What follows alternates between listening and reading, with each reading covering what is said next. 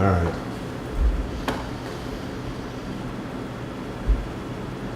We're live? Yep. Okay, I'm Tim Scoggins. Welcome to the Shaftsbury Select Board. I'm calling this special meeting to order at 6:30 on Thursday, August 25th. We're having a special meeting to pay some bills.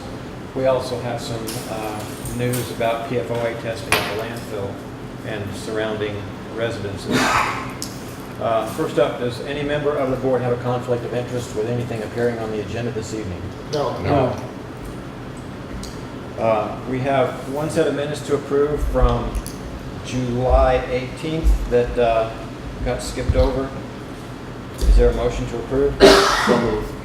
Motion by Tony. Second. Seconded by Ken. Any discussion? All in favor of approving the minutes for July 18th as circulated, say aye. Aye. Aye. Opposed and abstained? Art is abstaining, he was not there. The minutes from July 18th are approved 301.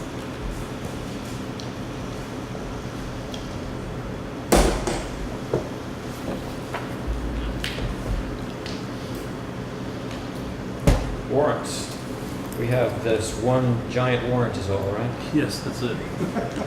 I have check warrant number 5 in the amount of $228,371.45. So moved. Motion to approve from Tony. Second. Seconded by Art. On this baby we have $130,000 to Bodwin Paving. We have East Road.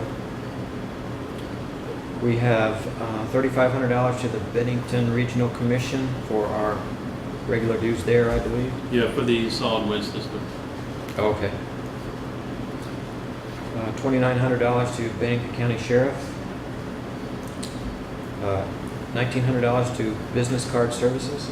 Yeah, that's $1,150 for envelopes from the Postal Service, the stamped envelopes for the tax bills. $422 for assorted parts and a ladder from Home Depot. And we had some reflective vests from another company. They're all bought online. Business Card Services is It's our a credit card, credit yeah, card, yeah. our town credit card. Right. Okay, we have several here from Delory, including one for $3,000. Truck parts, I presume? Truck parts, and that's the, I believe the 3,000 is the F550, getting it ready for winter. I can't guarantee that, but I believe that's what that is. If I'm not mistaken, I don't remember that one off the top of my head. $4,300 to Ed Shule Construction. That was for the re-siding of the North Firehouse up on Old Mill. Oh, okay. So it comes out of their budget? Yes, yes. $13,000 to Frost Wells and Pumps. That's for installing the UV system at the park, the pumps, the holding tanks, everything. Is it working? It should be working tomorrow morning. There was a flaw in the design, which is being corrected at no cost to the town. Good. It was an error, and it's just being corrected.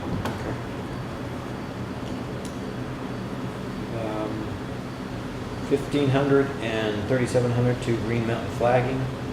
And that's both East Road, and that and Bowden, we're getting 80 cents on the dollar back on all that from the state grant. $1,200 to Green Mountain Power. $1,700 to Penguin Management. Yeah, they provide the pagement phone system for the firemen. So that's like when they get calls, the pages that go off and all that. So they don't manage our penguins. No. I had to look that up when I saw that too. I was like, Penguin. $1,900 to Sycamore Landscaping, August cemetery mowing, it says right here. $2,100 to Wholesale Distributors. That's sorted parts, the parts for the shop. A number here to William Daly, 11,000, 1,000, 8,400, 1,700, 4,800, 2,500. And lots of that is, each one is a different bill, but most of that is to the culvert work for the East Road paving and for Hewitt and Harvest, and culverts have to go in. putting in the siding when they finished East Road. And again, a lot of that is also returned about 80 cents of the dollar from the total grant package, which was $154,000 to cover this whole thing. One more for $14,000 to Daily. Several here to Wilmington and Associates, including one that was $2,300 that involved a Sawsville purchase. Looking for ways to try and make that happen. Any more discussion on check warrant number 5?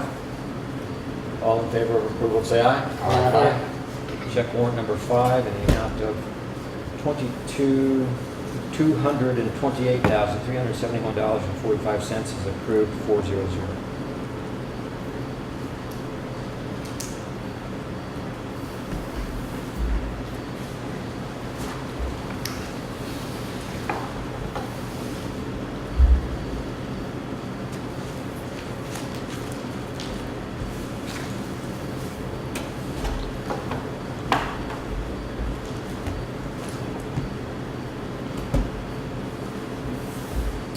Are there any announcements? Yeah, I'd like to make everybody aware that a week ago, last Sunday, was the parade, Battle Lake Parade. It also was the state convention, State Firefighters Convention held in Bennington, which means that there was competition for marching and all that sort of stuff. And Shaftsbury did very well, the Shaftsbury Fire Department. They won the best appearing apparatus in the state, best marching unit with apparatus in the state, and they also won best marching unit with 10 marchers or less.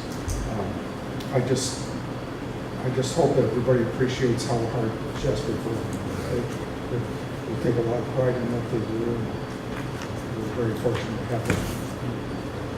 Yes, we're very proud of our volunteers and very lucky to have them. I always think so. I'm always amazed at the number of people that will volunteer to go fight fires for us. It's a really great thing. Any public comments? Oh, okay. Item 7, PFOA testing at the landfill, household testing. As you know, we were ordered by the state to test one well at our landfill about a month ago. It came up just barely above the state Vermont drinking water standards. The state then ordered us to test 24 or 26, I'm getting 24 wells in a quarter-mile circle around the landfill to see if any of the residents there had PFOAs in their water above the standard. And just yesterday, we got the results back from all of those, and all 24 wells tested below the standard. There were only a handful that even detected PFOA at the landfill, and so that's really good news for everybody. We're glad that nobody really needs to worry about their water any further in that regard. We are continuing to communicate with the state. The state has not formalized their plans relative to where we go from here relative to PFOA at the Shaftsbury landfill, but we're waiting to hear what they have to say and what further steps, further testing, or other things they think are necessary or required out there. As a side note, David has totaled up the numbers. So far, the PFOA testing and the bottled water, of which the vast majority of that is the PFOA testing, has cost the town of Shaftsbury $27,000.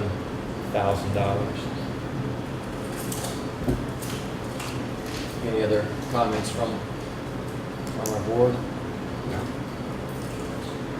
Well, I think that we ought to maintain the fact that it's not our problem, it should be the state's problem. They're the ones that set the level so low. It's the only one in the country that's got that standard.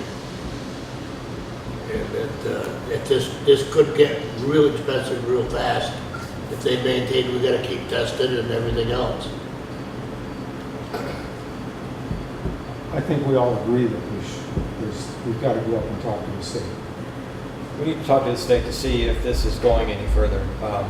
The select board was unanimous in the idea that when this was announced, when the state notified people that there was a problem, potential problem with their water, we did what the state said and provided bottled water for those people. We didn't want there to be any concern on those people's parts about their water, and now we know that their water tests out below the very low, as you point out, Vermont standards, so that's good news for them. And of course, we in Shaftsbury would like to not spend any more money on PFOA testing, but we're waiting to see what the state thinks needs to be done from here on out.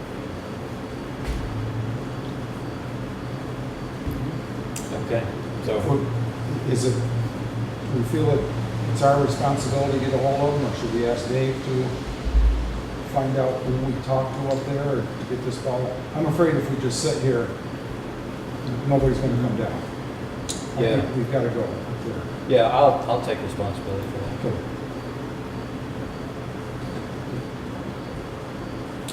Okay, item 8 is the second reading of the Elm Street speed ordinance.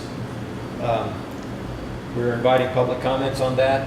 Without objection, we'll dispense with the reading and just paraphrase that, which is that we're lowering the speed limit on Elm Street from 35 to 25 at the request of many of the people on Elm Street. Also, after doing the survey, we conducted the survey as required by the state. Correct. It is available online to read the full details. It can be read online. And there is an appeal period for anybody who is interested in challenging the ordinance. They have to September 28th to file a petition against the ordinance. So it's all posted, so it can be read online at the town's website, or you can pick up a copy at town hall. Okay, good, thank you. All right, any other business? No? No. No action items? Mhm. Just the one you said.